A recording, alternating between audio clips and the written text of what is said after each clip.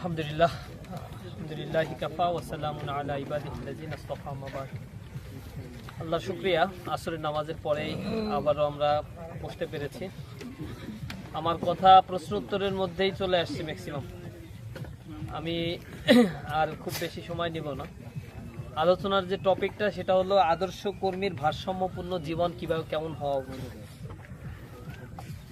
আমাদের এই সংগঠন আমরা যারা করি আর যারা এই সংগঠন করে না, এই দুইয়ের মধ্যে একটা বেসিক তফাৎ আছে।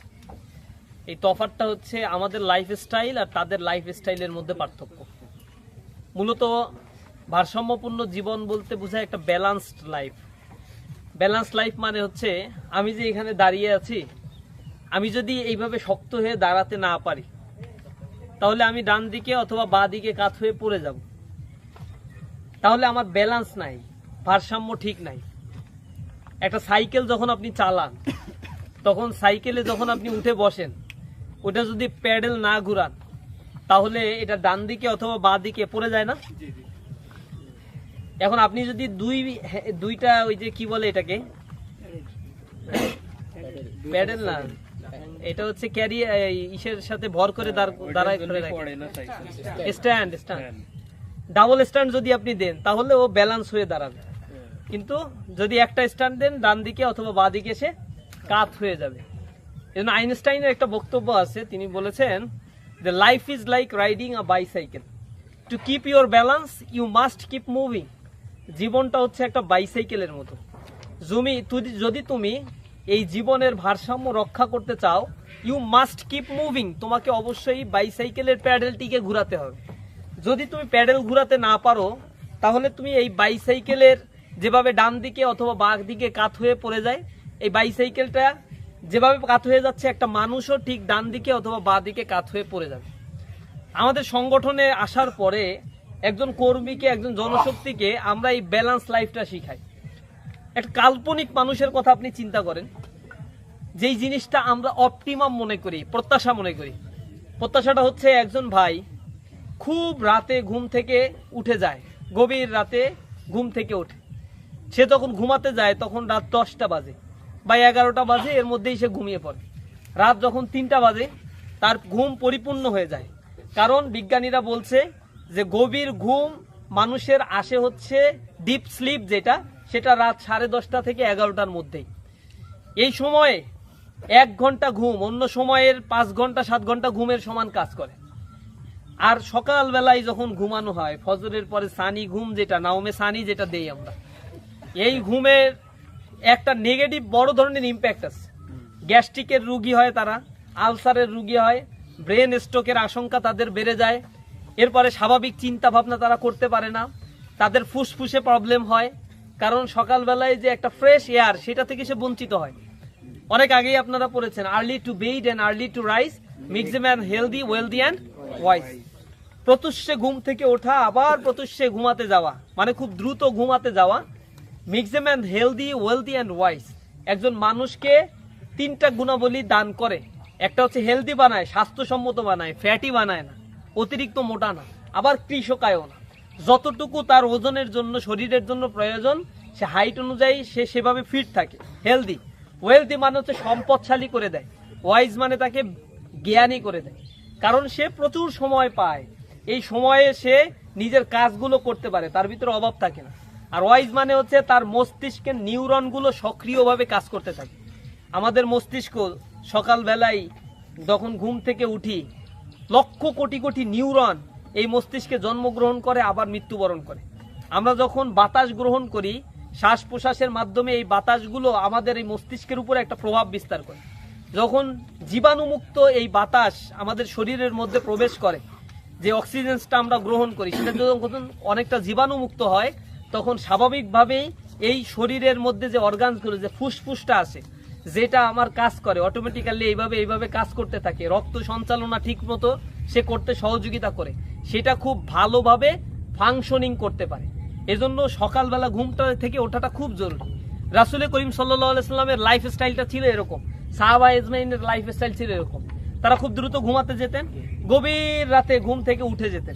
আল্লাহ রাব্বুল আলামিন কোরআন শরীফে সেটা এভাবে বলেছে সূরা মুজাম্মিলের মধ্যে, ইয়া আইয়ুহাল মুযাম্মিল কুমিল লাইলা ইল্লা কলিলা নিসফাহু আও ইনকুস মিনহু কলিলা আও জিদ আলাইহি ওয়ারাত্তিলিল কুরআনা তারতিলা ইন্না সানুলকি আলাইকা কওলান সাকিলা ইন্না নাশিয়াতাল লাইলি হিয়া আশাদ্দু ওয়াতআ ওয়া আকওয়ামু কিলা ইন্না লাকা ফিন নাহারি সাবহান তাওয়িলা। এই কয়েকটা আয়াতের মধ্যে আল্লাহ রাব্বুল আলামিন রাসূলের লাইফ স্টাইলটা বর্ণনা করে দিয়েছেন যে তুমি রাতকে কয়েক ভাগে ভাগ করো, নিসফাহু অর্ধেক করে ফেলো, আও ইনকুস আও জিদ অথবা তার চাইতে বাড়াও বা তার চাইতে একটু কমাও। এটা হচ্ছে তখন তুমি গভীর রাতে ঘুম থেকে উঠবা, ওয়ারাত্তিলিল কুরআনা তারতিলা, তুমি তারতিল সহকারে ধীরে সুস্থে বুঝে বুঝে আস্তে আস্তে কোরআন তেলাওয়াত করো। দিনের বেলায় তোমার অনেক ব্যস্ততা, মানুষকে দাওয়াতি কাজ করতে হয়, প্রতিকূলতা মোকাবেলা করতে হয়, যুদ্ধ বিগ্রহ আছে, সব মিলে তুমি সময় পাও না, কিন্তু রাতের বেলায় ভাগ করে রাখো, কারণ এইটা তোমার নফসানিয়াতের প্রবৃত্তি দমনে এবং দলনে সবচেয়ে কার্যকর ভূমিকা রাখবে। তোমার নফসের মধ্যে যে খায়েশ আছে, দুনিয়া পাওয়ার খায়েশ, অনেক টাকা পয়সার মালিক হওয়ার খায়েশ, সম্পদ গ্রাস করে কোটিপতি হওয়ার খায়েশ, এই খায়েশগুলো মিটে যাবে যদি তুমি রাতের বেলায় আল্লাহর ইবাদত করতে থাকো। আল্লাহ তোমার চাহিদাকে সংবরণ করে তুলবেন, আল্লাহ রাব্বুল আলামিন তোমাকে তাকওয়ার গুণে গুণান্বিত করে দেবেন, তোমার অভাব আর থাকবে না, তোমার অভাব আল্লাহ রাব্বুল আলামিন মিটিয়ে দেবেন। রাসূলের প্রশিক্ষণটা এরকম ছিল। আল্লাহ যা বলছে কোরআন শরীফে, আল্লাহ রাসূল কি এগুলো ভায়োলেট করতো নাকি নিয়মিত?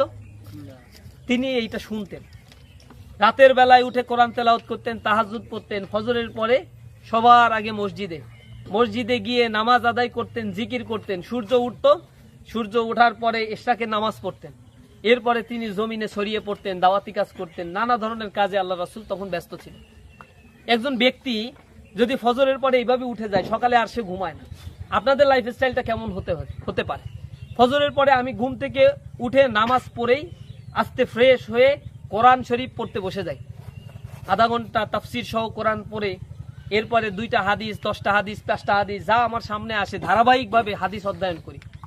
এরপরে সকাল 7টা 7:30 যখন বেজে যায়, আমি আমার স্টাডি করা শুরু করি, ব্যক্তিগত অধ্যয়ন পড়াশোনা করা শুরু করি। পড়াশোনা শেষ করে সকাল 9টা 10টা বা 8টা যখন স্কুল থাকে, কলেজ থাকে, মাদ্রাসা থাকে, মাদ্রাসায় আমি চলে যাই। দুপুরে মাদ্রাসা শেষ হয়ে গেলে দুপুরবেলা এসে খেয়ে দে একটু কায়লুলা দেই, হালকা একটু বিশ্রাম নেই। আসরের নামাজের যখন সময় আসে, ঘুম থেকে একটু বা কায়লুলা থেকে উঠে আস্তে মসজিদের দিকে চলে যাই। যারা নামাজে আশেপাশে আসার কথা তাদেরকে ডেকে ডেকে মসজিদে নিয়ে আসি। এরপরে তাদের সাথে আমার সাক্ষাৎ হয়, নামাজটা পড়া হয়। আসরের পরে আমি দাওয়াতি কাজে বের হয়ে যাই, যতজনের সাথে সাক্ষাৎ করা দরকার সাক্ষাৎ করি, খেলাধুলার দরকার খেলাধুলা করি, টাকা উঠানো দরকার টাকা উঠাই। এরপরে আসতে মাগরিবের নামাজের সময় আবার যাদেরকে নিয়ে আসা দরকার দাওয়াতি কাজ করে আমি মসজিদ তাদের নিয়ে এসে একসাথে নামাজ পড়ি। মাগরিবের আজান দেয়, আমি আবার পড়ে যাই, ঘরে চলে যাই, নামাজ কালাম পড়তে বসি। ঈশান নামাজে আবার 10-15 মিনিট আগে বের হয়ে আমার এলাকায় যে সকল ভাইয়েরা সংগঠন করে বা করে না, সাধারণ ছাত্র যারা, তাদেরকে আমার নামাজের জন্য আমি ডাকি। আবার নামাজ কালাম পরে তাদের সাথে সাক্ষাৎ হয়, 5-7 মিনিট 10 মিনিট তাদের খোঁজ খবর নিয়ে তারাও চলে যায়, আমিও চলে যাই, গিয়ে আবার পড়তে বসি। পড়াশোনা করে 9টা 10টা বাজে খাওয়া দাওয়া করে আমি ঘুমিয়ে পড়ি। আবার ভোরবেলা আমি ঘুম থেকে উঠি। একটা মানুষের যখন লাইফ স্টাইলটা এরকম হয়, এই লাইফ স্টাইলটা ভালো না? এরকম লাইফ স্টাইলে অভ্যস্ত কে কে দেখি একটু এভারেজে? হাতে গোনা মাত্র 3-4 জন পেলাম। আমাদের অপটিমাম জায়গাটা হচ্ছে এইটা যে আমরা আশা করি আমাদের শিবিরের সকল জনশক্তির লাইফ স্টাইলটা এত আদর্শিক লাইফ স্টাইল হোক, অন্যরা এই জীবন আচরণ দেখে প্রভাবিত হয়ে পড়বে। আল্লাহ রাসূলের জিন্দেগিতে রাসূল করিম সাল্লাল্লাহু আলাইহি ওয়াসাল্লামের সময় যে সাহাবারা রাস্তা থেকে হেঁটে যেত, দূর থেকে আবু জেহেল মক্কায় কাবা গৃহের পাশে বসে দেখতো আল্লাহ রাসূলের সাহাবারা হেঁটে যাচ্ছে, উতবা সাইবা এরা বলতো যে ওই হচ্ছে ব্যক্তি হেঁটে যাচ্ছে, ও হচ্ছে অমুক, ও হচ্ছে আল্লাহ রাসূলের সাহাবী, ওই হচ্ছে ইসলাম। মানে ও যা করে এটার নামই হচ্ছে ইসলাম। এটা মানুষ চোখে আঙ্গুল দিয়ে দেখায় দিত। আর তারা ছিল ইসলামের বাস্তব নমুনা। ইসলামটা হচ্ছে থিওরিটিক্যাল কোনো রিলিজিয়ান না, ইসলাম কোনো সোকল্ড রিলিজিয়ান না। এটা আমি বক্তব্য বিবৃতি দিয়ে আপনাদেরকে বুঝাবো, আপনারা শোনার পরে আলহামদুলিল্লাহ সুবহানাল্লাহ পরে এখান থেকে চলে যাবেন। এটার নাম ইসলাম না। ইসলামটা হচ্ছে মানার ধর্ম। আল্লাহ রাব্বুল আলামিন বলছেন কাবুরা মাকতান ইনদাল্লাহি আন তাকুলু মা লা তাফআলুন। আল্লাহর কাছে এটা সবচেয়ে বেশি অপছন্দনীয় যে তোমরা যা বলো সেইগুলা তোমরা করো না। আল্লাহ রাব্বুল আলামিন এদেরকে মোটেও ভালোবাসেন না। ইন্নাল্লাহা ইউহিব্বুল্লাযীনা ইউকাতিলুনা ফি সাবিলিহি সাফফান কাআন্নাহুম বুনয়ানুম মারসুস। আল্লাহ তাদেরকেই ভালোবাসেন যারা সীসাঢালা প্রাচীরের মতো একতাবদ্ধ হয়ে আল্লাহর রাস্তায় কাতারবদ্ধ হয়ে জিহাদের অংশগ্রহণ করে থাকে। আমরা তো জিহাদে অংশগ্রহণ করেছি। রাসূলের সাহাবীদের জীবন স্টাইল, আল্লাহ রাসূলের জীবন স্টাইল, এটা আমাদের জন্য মানদণ্ড হওয়ার কথা। এবং কোরআন শরীফে এটাই আল্লাহ রাব্বুল আলামিন বলছেন, লাকাদ কানা লাকুম ফি রাসূলিল্লাহি উসওয়াতুন হাসানাহ। নিঃসন্দেহে তোমার রাসূলের জীবনের মধ্যেই তোমার জন্য রয়েছে সর্বোত্তম আদর্শ। এরপরে আল্লাহ রাসূল আল্লাহ রাব্বুল আলামিন এরকম বলছেন, আল্লাহ রাসূল বলছেন, মান আহাব্বা সুন্নতি ফাকাদ আহাব্বানি ওয়া মান আহাব্বানি কানা মাইয়া ফিল জান্নাহ। যে ব্যক্তি আমার সুন্নাতকে ভালোবাসবে সে পক্ষান্তরে আমাকেই ভালোবাসলো, আর যে আমাকে ভালোবাসবে সে আমার সাথে জান্নাতে প্রবেশ করবে। সুবহানাল্লাহ। এখন রাসূলের সুন্নাতটা কি? সুন্নাত মানে তার মুখের কথা। মুখের কথাকে সুন্নাত বলা হয়? কাজকে মুখে কথা বলবে এইটার নাম হচ্ছে সুন্নাত। তিনি যে বক্তব্য দিয়েছেন এটার নাম হাদিস। এরপরে আল্লাহ রাসূল যা করেছেন এইটাও সুন্নাত, এইটাও হাদিস। আল্লাহ রাসূলের মৌন সম্মতি যেখানে ছিল এইটার নামও হাদিস। তাহলে আল্লাহ রাসূলের লাইফ স্টাইল টোটালটাই হচ্ছে আমাদের জন্য সুন্নাত। রাসূল যেটা করেছেন, মা আতাকুমুর রাসূলু ফাখুযুহু ওয়া মা নাহাকুম আনহু ফান্তাহু। যা তোমার রাসূল নিয়ে এসেছেন তা তোমরা গ্রহণ করো, যা তিনি বর্জন করতে বলেছেন তা থেকে তোমরা বিরত থাকো। এটাই হচ্ছে ইসলাম। এখন আমাদের শিবিরের সাথী ভাইয়েরা যদি আমাদের লাইফ স্টাইল, তাহাজ্জুদের নামাজের খোঁজ নাই, ফজরের পরে ঘুম থেকে উঠে তড়িঘড়ি করে চোখ ডলতে ডলতে দুইটা টাক দিলে দিলাম, না দিলে না দিলাম, এরপরে গিয়ে তাড়াতাড়ি খাটের ভিতরে চোখ বন্ধ করে আবার ঘুমায় পড়ি, মশারি খোলার সময় পাচ্ছি না, সকালে পড়ার সময় নাই, চোখ ডলতে উল্টে কোনো মতে কয়েকটা খেয়ে তারপরে আবার স্কুলের দিকে মাদ্রাসার দিকে দৌড়ানো শুরু করে দিলাম। জোহরের সময়ের খোঁজ নাই নামাজের, আসরের সময়ের খোঁজ নাই, মাগরিবের সময়ের খোঁজ নাই। এরকম যদি লাইফ স্টাইল আমাদের হয়, মসজিদ মুখিতা যদি আমাদের না থাকে, তাহলে এই আন্দোলন করে বাস্তবিক কোনো লাভ নাই। আবু হুরায়রা রাদিয়াল্লাহু তাআলা আনহু থেকে বর্ণিত, রাসূল করিম সাল্লাল্লাহু আলাইহি ওয়াসাল্লাম বলেছেন, সাবআতু ইউজিল্লুহুমুল্লাহু ফি জিল্লি ইয়াওমা লা জিল্লা ইল্লা জিল্লু ইমামুন আদিলুন ওয়া শাবুন নাশা ফি ইবাদাতিল্লাহি তাআলা ওয়া রাজুলুন কলবুহু মুআল্লাকুন ফিল মসজিদ ওয়া রাজুলান তাহাব্বান ফিল্লাহি ইজতামা আলাইহি ওয়া তাফাররাকা আলাইহি। হাদিসের মধ্যে বলা হয়েছে 7 শ্রেণীর লোককে আল্লাহ রাব্বুল আলামিন আরশের ছায়ার নিচে স্থান দেবেন। সেদিন আল্লাহর আরশের ছায়া ছাড়া কোনো ছায়া থাকবে না, 1 বিঘা দুপুরে সূর্য থাকবে। সেখানে 7 শ্রেণীর লোকের মধ্যে যুবকদের কথা আল্লাহর রাসূল কয়েক দফা বলেছেন। তার মধ্যে একবার বলেছেন, শাবুন নাশা ফি ইবাদাতিল্লাহি তাআলা, ওই যুবক যে তার যৌবনকাল আল্লাহর ইবাদতের মধ্যে কাটিয়ে দেয়। আরেকটা বলা হয়েছে, ও রাজুলুন কলবুহু মুআল্লাকুন ফিল মসজিদ, ওই ব্যক্তি যার অন্তরটা মসজিদের সাথে লটকানো থাকে, ইজা খরাজা মিনহু হাত্তা ইয়াউদা ইলাইহি, যে যখন মসজিদ থেকে বের হয় কখন আবার মসজিদে ঢুকবে এই ব্যাপারে সে পেরেশান করতে থাকে। এই ব্যক্তি কিয়ামতের ময়দানে আরশের ছায়ার নিচে স্থান পাবে। সেদিন আরশের ছায়া ছাড়া কোনো ছায়া থাকবে না। সূর্যের তাপদাহের কারণে জমিন তামায় পরিণত হবে, মানুষের মস্তিষ্কগুলো টকবক টকবক করে ফুটতে থাকবে। কত ভয়ঙ্কর বিভীষিকাময় অবস্থা সেদিন হবে। এই দিনের ব্যাপারে আল্লাহ রাব্বুল আলামিন বলছেন, সেই দিনকে ভয় করো যেদিন পিতামাতা কোনো কাজে আসবে না, সেদিন সন্তান সন্ততি তোমার কথা মনে রাখবে না, তোমার ভাই ব্রাদার আত্মীয় স্বজন কোনো কাজে লাগবে না। ইয়াউমা ইয়াফিরুল মারউ মিন আখিহি ওয়া উম্মিহি ওয়া আবিহি ওয়া সাহিবাতিহি ওয়া বানি লিকুল্লি ইমরিইম মিনহুম ইয়াউমা ইযিন শানু ইউগনি। কত কঠিন কথা আল্লাহ রাব্বুল আলামিন বলছেন। ভাই ব্রাদার কাজে লাগবে না, বন্ধু বান্ধব আত্মীয় স্বজন কোনো কাজে লাগবে না। সেদিন নিজের আমলনামা নিয়ে হাজির হতে হবে। একটা চমৎকার লাইফ স্টাইল যদি আপনি লিড করতে না পারেন, আপনার জীবন থেকে অনেক কিছু হারিয়ে যাবে। মুসলমান হিসেবে কি করা দরকার এগুলো আপনি নিহায়েত ভুলেই যাবেন। আমি আপনাদের কাছে অনুরোধ জানাই, প্রিয় ভাইরা, ইসলামী ছাত্র শিবির একজন ছাত্রকে আদর্শ কর্মী হিসেবে তৈরি করতে চায়। তার ভারসাম্যপূর্ণ জীবন থাকতে হবে, ইমব্যালেন্স লাইফ হলে চলবে না। তাহলে আপনি একদিকে বাঁকা হয়ে যাবেন, আপনি এই আন্দোলনের পথে চিরস্থায়ী থাকতে পারবেন না। এই আন্দোলন জীবনকে পরিবর্তন করে দেওয়ার আন্দোলন।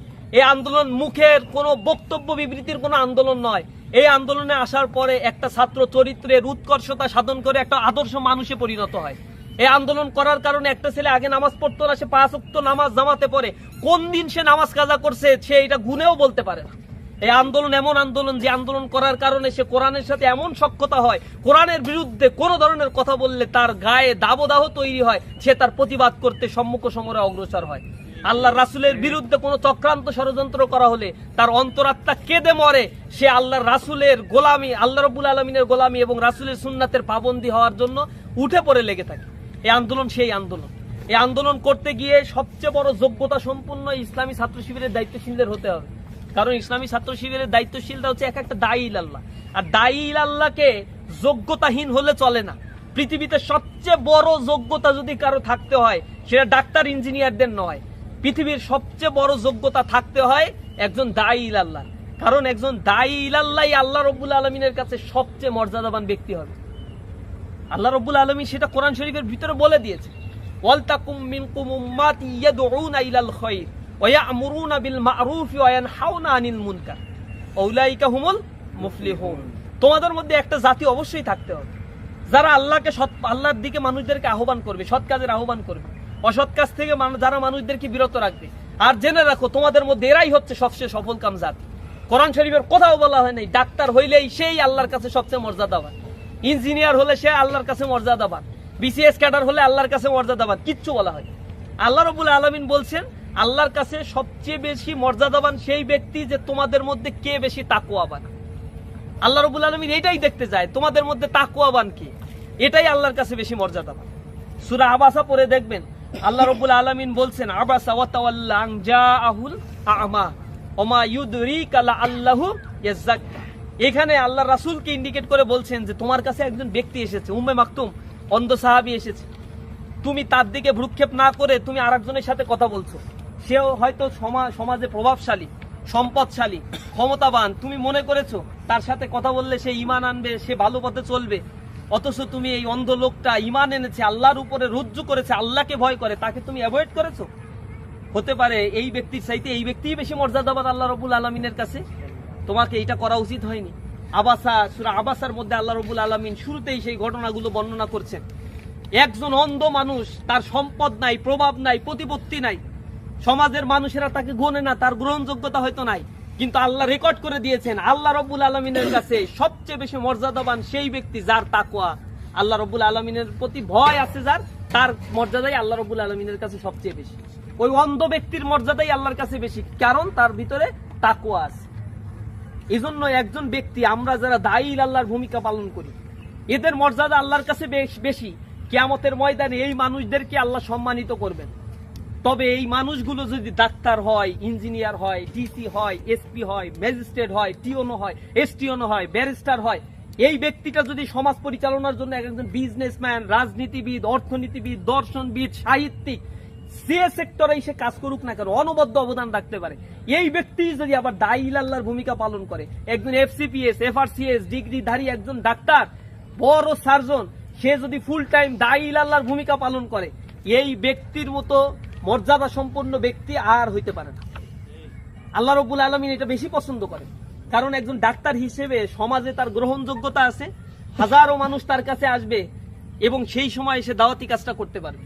আর আপনার ভিতরে যদি যোগ্যতা না থাকে, তাহলে আপনার কাছে তো মানুষ আসবে না। এই জন্য দায়ী আল্লাহর মর্যাদা তখনই বেশি বৃদ্ধি পাবে যখন দুনিয়ার সবচেয়ে বড় যোগ্যতা সম্পন্ন একজন দায়ী আল্লাহ হবে। মসজিদের ইমাম আর দায়ী আল্লাহ আমাদের সমাজে হচ্ছে এই দুই শ্রেণীর মানুষ মনে করে আমাদের যোগ্যতা লাগবে না, মানে আমরা এমনি ইমামতিও করতে পারবো। মসজিদের ইমামতি করার জন্য তো যোগ্যতার প্রয়োজন হয় না, খালি কোরআন তেলাওয়াত সহিভাবে পড়তে পারলেই হয়, এরকম একটা ধারণা। অথচ মসজিদের ইমাম মুসলিম সালতানাতের আমলে, ইসলামী খেলাফতের আমলে মসজিদের ইমাম কারা হতো? মসজিদের ইমাম হতো তো এই যে সৌদি আরবের যে বাদশাহ, তাকে কি সৌদি বাদশাহ বলা হয়? তাকে বলা হয় খাদেমুল হারামাইন, হারামাইন শরীফের খাদেম বলা হয় তাকে। ওইখানে সে খেদমতকার হিসেবে নিয়োজিত, সে সৌদি বাদশাহ না, সে হচ্ছে আল্লাহ রাব্বুল আলামিনের ঘরের খাদেম হিসেবে নিযুক্ত, এবং সে মসজিদের ইমামতি করবে। একজন রাষ্ট্রপ্রধান, সে মসজিদের ইমামতি করবে। এই কারণেই তার মর্যাদা আল্লাহ রাব্বুল আলামিন বাড়িয়ে দেবে। ইসলামী সালতানাতে মসজিদের ইমাম, মসজিদের মুয়াজ্জিনের চাকরি, এইটা হচ্ছে সবচেয়ে সম্মানিত পোস্ট, ধর্মীয় নেতাদের পোস্ট। আমাদের সমাজে এইটা কি সবচেয়ে আবর্জনার একটা চাকরি, অপাঙ্ক্তেয় একটা চাকরি করে রাখার জন্য যে কনস্পাইরেসি দীর্ঘদিন ধরে করা হয়েছে শিক্ষা ব্যবস্থার মধ্যে। এই ভাইদের যোগ্যতা, দক্ষতা উন্নয়নের জন্য যে পরিমাণে কারিকুলাম ডেভেলপ করা দরকার ছিল, যে মর্যাদা ইমাম মুয়াজ্জিনদের আমাদের সমাজে দেওয়ার দরকার ছিল, সেটা যথাযথভাবে দেওয়া হয়। আর ইমাম মুয়াজ্জিনদেরও ইমামতির বাইরে গিয়ে আরো এক্সট্রা কোয়ালিটি ডেভেলপ করার মানসিকতারও সমস্যা আছে। এই দুইয়ের মধ্যে একটা সমন্বয় করাটা খুব জরুরি। আমরা যারা দিনের দাওয়াতি কাজ করি, আমরা মনে করি এই যে ইউনিভার্সিটি শিক্ষক, আমি তো একটা বিশাল বড় পোস্টে আছি, আমি আবার দাওয়াতি কাজ করবো, আমি ডিসি, আমার আবার কি রাস্তায় নেমে মানুষের কাছে দাওয়াতি কাজ করবো? এই চেতনাগুলো মুসলমানদের সন্তানদের মধ্যে রয়েছে। আর দাওয়াতি কাজ করবে কারা? যার কোনো গতি নাই, সেও করবে হচ্ছে দাওয়াতি কাজ। এটা হবে না।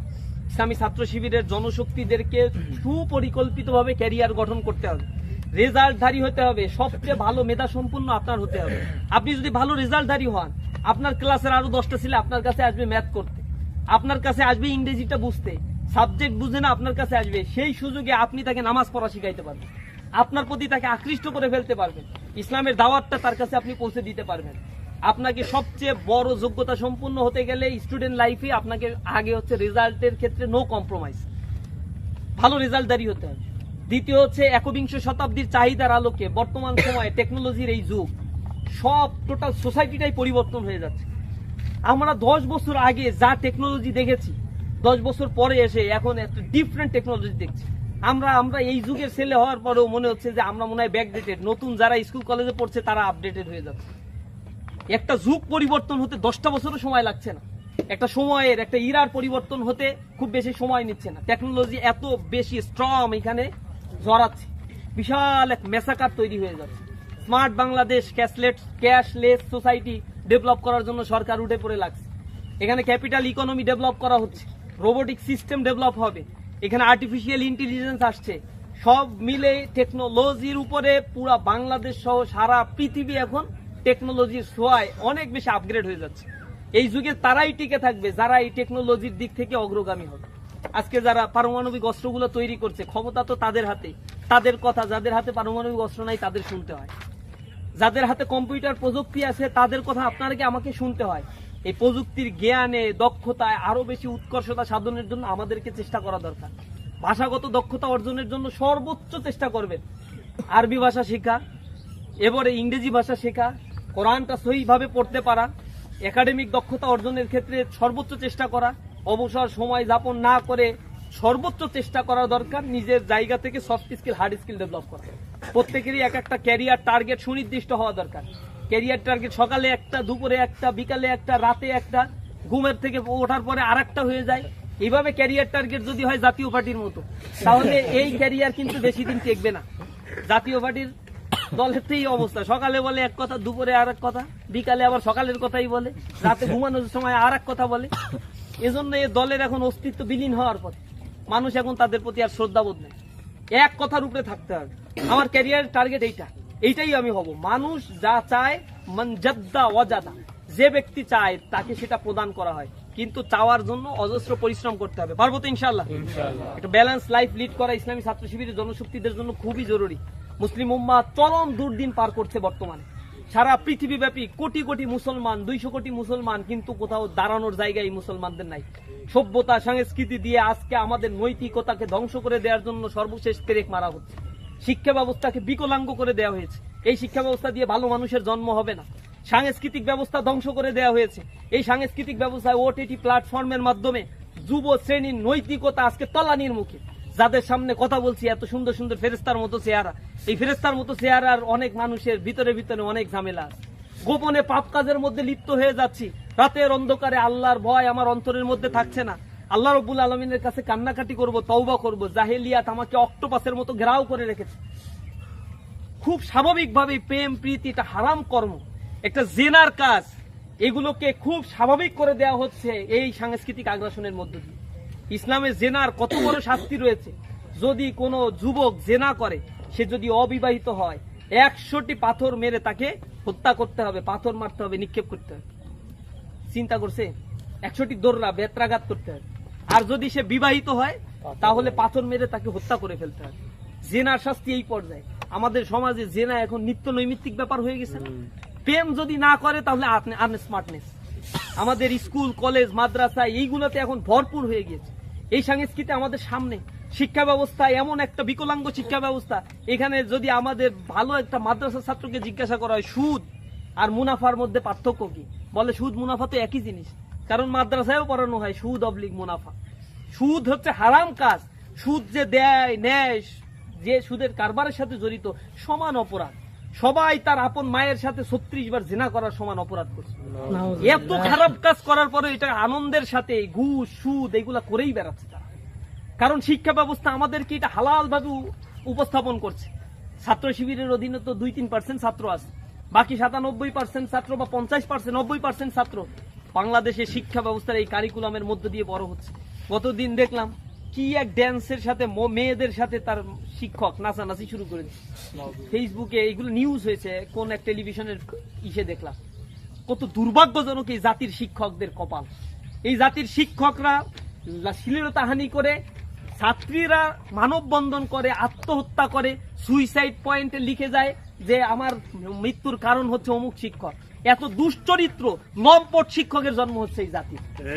শিক্ষকদের প্রতি শ্রদ্ধাবোধ থাকছে না, ধ্বংস করে ফেলা হচ্ছে আমাদের জাতিসত্তাকে। মুসলমান পরিচয় দেওয়ার চাইতে আমাদেরকে একটা বস্তুবাদী জীবন যাপনের দিকে উদ্বুদ্ধ করা হচ্ছে। আমরা উৎপাদনমুখী একটা যন্ত্র হিসেবে আমাদেরকে কাজে লাগানো হচ্ছে। মমত্ববোধ ভেঙে দেওয়া হচ্ছে, ব্রেকডাউন করে দেওয়া হচ্ছে, নিউক্লিয়ার ফ্যামিলি তৈরি করা হচ্ছে, বৃদ্ধাশ্রম তৈরি করা হচ্ছে, নারী ক্ষমতায়নের নামে নারীদেরকে রাস্তায় নামানো হচ্ছে। সন্তান জন্মগ্রহণ করার পরে মায়ের দায়িত্ব কর্তব্য কমে যায়, সন্তানকে চাইল্ড কেয়ার সেন্টারে রেখে মা যাচ্ছে অন্য জায়গায় চাকরি করতে। পরকীয়ার সম্পর্কের কারণে ঘর সংসার তছনছ হয়ে যায়। মাদকাসক্তির করাল গ্রাসে নিমজ্জিত হয়ে পিতামাতা আজ বিবেকহীন হয়ে পড়ছে। সন্তানের যন্ত্রণায় বাঁচে না, কুড়াল দিয়ে কোপায় কোপায় নিজের ওরসজাত সন্তানকে পর্যন্ত হত্যা করে ফেলছে। এগুলো প্রত্যেকটা গ্রামের চিত্র, প্রত্যেকটা এলাকার চিত্র। জাহেলিয়াতের এই সমাজ ব্যবস্থা থেকে মানবতার মুক্তির জন্য ইসলামী ছাত্র শিবিরের ছাত্রদেরকে জেগে ওঠা এখন সময়ের দাবি। এরকম সোনার ছেলে বাংলাদেশে আর কেউ তৈরি করার প্রজেক্ট হাতে নেয়। এক একটা চোর এবং বাটপাট তৈরির এক একটা ছাত্র সংগঠনের প্রজেক্ট রয়েছে। ইসলামী ছাত্র শিবিরের এই জায়গায় আমরা আত্মতৃপ্তিতে না ভুগে নিজেদেরকে আদর্শ মানুষ, ব্যালেন্স মানুষ হিসেবে তৈরি করব। আমাদের চরিত্রের গ্যারান্টি আমাদেরকে অবশ্যই দিতে হবে। আমার বুকে হাত দিয়ে বলতে হবে আমার চরিত্র আলহামদুলিল্লাহ আমি হেফাজত করতে সক্ষম হয়েছি। আমরা যেন অশ্লীলতা বেহায়াপনার মধ্যে ডুবে না যাই, তাহলে সমাজের আর 4টা মানুষের সাথে আমাদের কোনো পার্থক্য থাকবে না। আল্লাহর গজব আসলে মাটির সাথে আল্লাহ রাব্বুল আলামিন আমাদের মিশিয়ে দেবে। লুতের জাতিকে আল্লাহ যেভাবে ধ্বংস করেছেন, বাছবাছাই করেন নাই সমকামিতার কারণে। এই সমকামিতা আমাদের সমাজে এখন ঘরে ঘরে বৃদ্ধি পাচ্ছে। সমকামীরা রাস্তায় মিছিল করে বাংলাদেশে, ব্রাজিলে কোটি কোটি মানুষের মিছিল। আল্লাহ ভালো জানে কোন গজব এই জমিনের জন্য অপেক্ষা করছে। তীব্র দাবদাহে মানুষের জনজীবন অতিষ্ঠ হয়ে পড়ছে। এগুলো মানুষের হাতের কামাই। পানি পাচ্ছে না, আল্লাহ রাব্বুল আলামিন পানি মাটির নিচে নিয়ে চলে যাচ্ছে।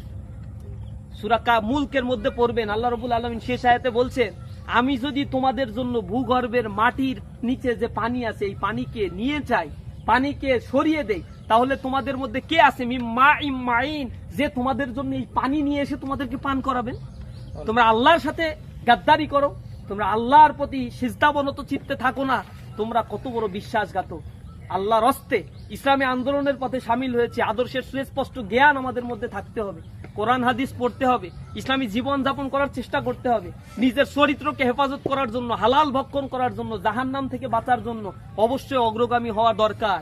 আল্লাহ রাব্বুল আলামিন বলেছেন সারিউ ইলা মাগফিরাতিম মির রাব্বিকুম, সারিউ ইলা মাগফিরাতিম মির রাব্বিকুম। তোমরা দৌড়াও তোমার রবের পক্ষ থেকে ক্ষমার দিকে, দৌড়াইতে থাকো, জান্নাতের দিকে দৌড়াইতে থাকো। সেই জান্নাতের দিকে আমাদেরকে ঊর্ধ্বমুখী দৌড়ানো দরকার। পিছন দিক থেকে আমাদেরকে জাহেলিয়াত আষ্টে পিষ্টে ধরার জন্য প্রস্তুত হয়ে আছে। আমাদের ঈমান এবং আকীদাকে রক্ষার জন্য এখনই প্রস্তুতি নিতে হবে। প্রিয় ভাইরা, এর একমাত্র উপায় হচ্ছে নিজের সময় ব্যবস্থাপনা করা এবং বেশি বেশি করে দাওয়াতি চরিত্র অ্যাডাপ্ট করা, দাওয়াতি কাজ করা। যত বেশি আপনি মানুষের মাঝে কোরআন এবং হাদিসের কথা বলবেন, যা পড়েন তা যদি মানুষের কাছে পৌঁছান, তাহলে আপনার ভিতরে পরিবর্তন হতে আপনি বাধ্য এবং বাধ্য। আর দ্বিতীয় রাস্তা হচ্ছে সাথী আজকে আসি, সামনের বছর এসে এইখানে সাথী হিসেবে আর থাকবো না। আমি সাথী হিসেবে আর সাথী টিসি করতে চাই না, আমি সদস্য টিসি করতে চাই। আমি আরো বেশি মাকাম উচ্চ মর্যাদা লাভ করতে চাই, আল্লাহর আরো বেশি নিকটবর্তী আমি হতে চাই। এজন্য এখন থেকে নিয়মিত 5 ওয়াক্ত নামাজ জামাতের সাথে আদায় করা, নিয়মিত ইসলামী সাহিত্য অধ্যয়ন করা, ব্যক্তিগত অধ্যয়নের প্রতি খেয়াল রাখা, নিয়মিত ক্লাস করা, নিয়মিত দাওয়াতি কাজ করা, একটা চমৎকার লাইফের মধ্যে আপনি চলে আসেন। আপনাকে দেখে সমাজের মানুষেরা ঈর্ষা করবে। এই সমাজ ব্যবস্থার কলুষিত সমাজ ব্যবস্থা একদিন বুঝতে পারবে ইসলামী ছাত্র শিবির কি ধরনের মানুষ জন্ম দিচ্ছে, কি ধরনের ছাত্র যুবকদের কি ইসলামী ছাত্র শিবির তৈরি করছে। এই জাতির জন্য আগামী দিনের ইসলামী ছাত্র শিবিরই শেষ ভরসা। যখন এই জাতির 70% সন্তানেরা মাদকাসক্ত হয়ে পড়েছে, তার বিরুদ্ধে এক বিপ্লবী চেতনা নিয়ে একটা চরিত্রবান সংগঠন, একটা চরিত্রবান ছাত্র সংগঠন তৈরি করে যাচ্ছে কিছু যুবক, যেই যুবকেরা হবে আল্লাহর গোলাম, এবং সেই গোলামি করার জন্য আল্লাহ রাব্বুল আলামিন আমাদেরকে সৃষ্টি করেছেন। এই ভাইয়েরা, আমি আপনাদের কাছে এইটুকু খুব বিনীতভাবে অনুরোধ জানাই, আমাদের জমিনটাকে আবাদ করার জন্য আল্লাহ দয়া করে আমাদেরকে এখানে মনোনীত করেছে। হাজার লক্ষ কোটি ছাত্রদের মধ্য থেকে আল্লাহ রাব্বুল আলামিন আপনাকে আমাকে হেফাজত করে এমন একটি দ্বীনি আন্দোলনে শামিল করেছে, এখান থেকে আর যেন ছাঁটাইয়ের কাতারে আমরা না চলে যাই। একবার যদি ছাঁটাইয়ের কাতারে চলে যাই, আমার নসিব খারাপ, এটা আল্লাহর কিছু যায়ও না, আল্লাহর কিছু আসেও না। আল্লাহর এই জমিনে আমরা যদি আল্লাহর গুণকীর্তন না করি, আল্লাহর কিছু যায়ও না, আসেও না।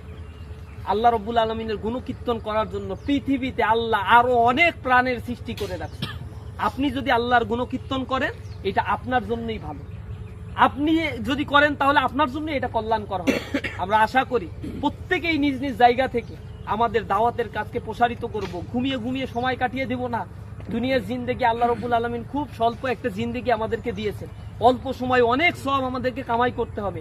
অনন্তকালের সেই জিন্দেগিতে যদি বসবাস করতে হয়, সেখানে থাকতে হয়, তাহলে এইখান থেকে ইনকাম করে নিতে হবে, সওয়াব কামাই করে নিতে হবে। আমরা যা ভালো কাজ করব আল্লাহ এগুলো জমা করে রাখেন, আল্লাহ রাব্বুল আলামিন এগুলো নষ্ট হতে দেন না। এটা মনে করার কারণ নাই যে এখানে টিসিতে 6 ঘন্টা সময় ব্যয় করলাম, তার মানে আমার জীবন থেকে মনে হয় খুব কষ্ট নষ্ট হয়ে গেল অনেক কিছু। আল্লাহ রাব্বুল আলামিন সূরা মুজাম্মিলের লাস্টে বলছেন, ওমা তুকদ্দিমু লিআনফুসিকুম মিন খায়রিন তাজিদুহু ইনদাল্লাহি হুয়া খায়রু ওয়া আযমু আজরা। তোমরা যে আমলই করো না কেন, আল্লাহ রাব্বুল আলামিন এগুলো নষ্ট হতে দেন না। এর চাইতেও ডাবল ডাবল প্রতিদান আল্লাহ রাব্বুল আলামিন কিয়ামতের ময়দানে তোমাকে দিবেন। আযমু আজরা, অনেক বড় প্রতিদান তোমাদের জন্য আল্লাহ হেফাজত করে রাখবেন। আমরা এই ভালো কাজগুলো বেশি বেশি করব, প্রত্যেকটা সময় এগুলা করব। এমন বন্ধু চয়েস করব যেই বন্ধু আমাকে জান্নাতের দিকে নিয়ে। এখানে স্থানীয় অনেকে এই এলাকায় থাকার কারণে বন্ধু বান্ধবের সাথে মিশে অযাচিত গল্প গুজব করে সময় ব্যয় করেন। এটা আপনার কাজ না, এটা আপনার কাজ না। আল্লাহ রাব্বুল আলামিন এটা নিষেধ করেছে। কোরআন শরীফের ভিতরে বলা হয়েছে যে কিছু মানুষ আসবে, তাদেরকে বলা হবে তোমরা কেন আজকে মা সালাকাকুম ফি সাকার, আজকে তোমাকে কেন এই সাকারের মধ্যে নিক্ষিপ্ত করা হলো, তাকে জিজ্ঞাসা করা হবে। তখন সে বলবে ক্বালু লাম নাকু মিনাল মুসাল্লিন ওয়া লাম নাকু নুতইমুল মিসকিন ওয়া কুননা নাখুদু মাআল খায়িদিন। লাম নাকু মিনাল মুসাল্লিন, প্রথম কথা সে বলবে আমরা মুসল্লি ছিলাম না, আমরা সঠিক সময়ে নামাজ কালাম পড়তাম না, উদাসীন হয়েছিলাম। ওয়া লাম নাকু নুতইমুল মিসকিন, অভাবীদের কাছে আমরা যেতাম না, অভাবগ্রস্তদেরকে খাবার খাওয়াতাম না। আর আমরা যারা কথা বানায় বানায় বলতো, মিথ্যা কথা বলতো, গীবত করতো, পরনিন্দা করতো, খারাপ কথা বলতো, তাদের সাথে মিলেমিশে খারাপ কথার সাথে একতাবদ্ধ হয়ে সেই কাজগুলোই আমরা করতাম। আজকে আমাদের পরিণতি এরকম হয়ে আছে। আমাদেরকে বাঁচাও। কে তাদেরকে বাঁচাবে? সেদিন তো তাদের জন্য ফয়সালা হয়েই যাবে জাহান্নাম। আল্লাহর হস্তে এই কাজগুলো থেকে বিরত থাকাটা আমাদের জরুরি। কোরআন পড়লে বুঝতে পারবো যে আমি কে, আমার কেমন হওয়া উচিত, কোন অবস্থায় আমি আছি। এটার জাস্টিফিকেশনের জন্য কোরআনই একমাত্র সলিউশন, এবং এই যুবকদের চরিত্র রক্ষার জন্য কোরআনই একমাত্র পাওয়ার হাউস। এই পাওয়ার হাউসের কাছে আসবো এবং নিজেকে গঠন করব, সমাজকে ইনশাল্লাহ পাল্টে দেব। রাসূলের জমানায় যে জাহেলি সমাজ ব্যবস্থা ছিল, কোরআন এসেই সব কিছু পাল্টে দিয়েছে। এই কোরআনকে এই যুগেও যদি আমরা এখনো ধারণ করি এবং মানুষের কাছে প্রচার করি, সেই হুবহু সেই কোরআন এখনো রয়েছে। এখনো সেই কোরআন মানুষের কাছে নিয়ে গেলে মানুষেরা ওই জাহিলিয়াতের দিকে, ওই সাংস্কৃতিক আগ্রাসনের দিকে, ওই নগ্ন শিক্ষা ব্যবস্থার দিকে আর ভ্রুক্ষেপ না করে এক তাওহীদবাদী আল্লাহর দিকে সিজদা করার জন্য এখনো মানুষ প্রস্তুত আছে। দুর্ভাগ্য হচ্ছে কোরআন নিয়ে যাই না আমরা ইসলামী ছাত্র শিবিরের সাথী টিসিতে এসে এত ভালো ভালো কথা শুনি, এইখান থেকে গিয়ে খাটের সাথে আমাদের সম্পর্ক তৈরি হয়ে যায়। কপাল পোড়া আমাদের যে এলাকার কতগুলো ছাত্র আছে যারা জাহান্নামের দিকে চলে যাচ্ছে, মাদকাসক্ত হয়ে পড়ছে, নামাজ পড়ছে না, আমার অন্তর কাঁদে না। তাদের হাত পা ধরে আমি জান্নাতের দিকে নিয়ে যাওয়ার জন্য একবারও বলি না। আমার জন্য এটা নসিব, খারাপ নসিব আমাদের জন্য। আমাদেরকে কোরআনে কতবার বলা হয়েছে, উদউ ইলা সাবিলি রাব্বিকা বিল হিকমা ওয়া মাউইজাতিল হাসান। তোমরা মানুষকে ডাকো আল্লাহর দিকে, ডাকো তোমরা আল্লাহর দিকে। আল্লাহ রাসূল তার জিন্দেগির সবটুকু সময় এই কাজগুলো করেছে, আর আমরা সেই কাজটা করি না। অথচ ঘুমায় ঘুমায় চিন্তা করি জান্নাতে চলে যাও, জান্নাত মামাবাড়ির আবদার, বললেই জান্নাতে যাওয়া যায়। যদি সেটা হয়তো সাহাবা আজমাইনরা এই কাজটা করতেন, ঘরে ঘুমায় ঘুমায় শুধু তসবিহ টিপতেন, তাহলে এমনি জান্নাত পেয়ে যেতেন।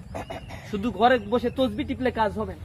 আল্লাহ রাব্বুল আলামিনকে সিজদা করতে হবে, স্মরণ করতে হবে, তার রাসূল করিম সাল্লাল্লাহু আলাইহি ওয়াসাল্লাম যে কাজ করেছেন সর্বাবস্থায় সেইভাবে জীবন যাপন করার জন্য চেষ্টা করতে হবে। পারবো তো ইনশাআল্লাহ? ইনশাআল্লাহ। এত জন নাই, ইনশাআল্লাহ। আল্লাহ রাব্বুল আলামিন আমাদের এই খুলনার জমিনটা আল্লাহ রাব্বুল আলামিন দয়া করে আমাদেরকে দান করছেন। বিশ্বাস করেন এই অঞ্চলের মানুষের ইসলামের প্রতি এখন আকৃষ্ট বোধ অনেক বেশি। আওয়ামী লীগকে একটা সবাই প্রায় মনে প্রাণে ঘৃণা করে।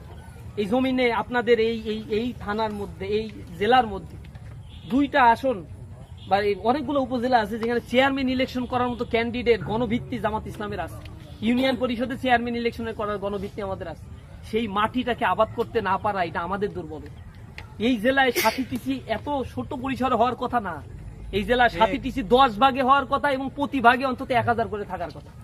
এত ছাত্র এখানে আছে। এই মাটিটা এত বেশি উর্বর। আমাদের দুর্বলতার কারণে, আমাদের দুর্বলতা অযোগ্যতার কারণে আমরা মানুষদেরকে ইসলামের পথে নিয়ে আসতে পারছি না। আল্লাহর কাছে প্রত্যেকের জবাব দিতেই হবে। এই জবাব দিয়ে তার অনুভূতি নিয়ে আমাদের একটু কাজ করা উচিত, চেতনা থাকা উচিত। যে মানুষকে ইসলামের দিকে আপনি নিয়ে আসবেন, ওই একটা সিজদা করলে আপনার আমলনামায় এটা যুক্ত হবে না? তাহলে এটা কেন বুঝেন? ও যদি ইসলামের পথে আসে, কোরআন পড়ে, হাদিস পড়ে, ও যতটুকু আমল করবে এই আমলকে আপনার কাছ থেকে কাটা হবে? বরং যা সে করবে সব আপনার আমলনামায় যুক্ত হবে। এটা সৎকায়ে জারিয়া। আপনি মরে গেলেও এগুলো যুক্ত হতে থাকে। কিছু মানুষ আছে আল্লাহর সামনে হাজির হয়ে দেখবে বিশাল বিশাল আমল নিয়ে তার সামনে হাজির করা হয়েছে। সে বলবে যে এত আমল তো আমি করি নাই। তখন তাকে বলা হবে যে দুনিয়াতে এরকম এরকম আওলাদ রেখে আসছি। এই মানুষদের পিছনে সৎকায়ে জারিয়ার কাজ তুমি করে আসছিলা, তাদের আমলগুলো আজ তোমার আমলের সাথে যুক্ত করা হয়েছে। জান্নাতে যাওয়ার জন্য এটা যথেষ্ট হবে। আপনার আমার আমল হয়তো খারাপ হইতে পারে, কিন্তু আমরা যাদেরকে ইসলামের দিকে ডাকবো, হইতে পারে তাদের মধ্যে কেউ আল্লাহর সবচেয়ে বেশি প্রিয় ভাজনদের অন্তর্ভুক্ত হয়ে যেতে পারে, পারে না? তাহলে সেই কাজটা করা থেকে কেন মাহরুম থাকবো আমরা? পারবো তো ইনশাআল্লাহ। আল্লাহ রাব্বুল আলামিন আমাদেরকে কবুল করুন। চমৎকার একটি জীবন যাপনের এবং গোছালো একটি সমাজ ব্যবস্থা প্রবর্তনের জন্য আমাদেরকে গোছালো একটি জীবন আল্লাহ রাব্বুল আলামিন তৈরি করার তৌফিক দান করুন। এই আশাবাদ ব্যক্ত করে আমার কথা শেষ করছি। আসসালামু আলাইকুম।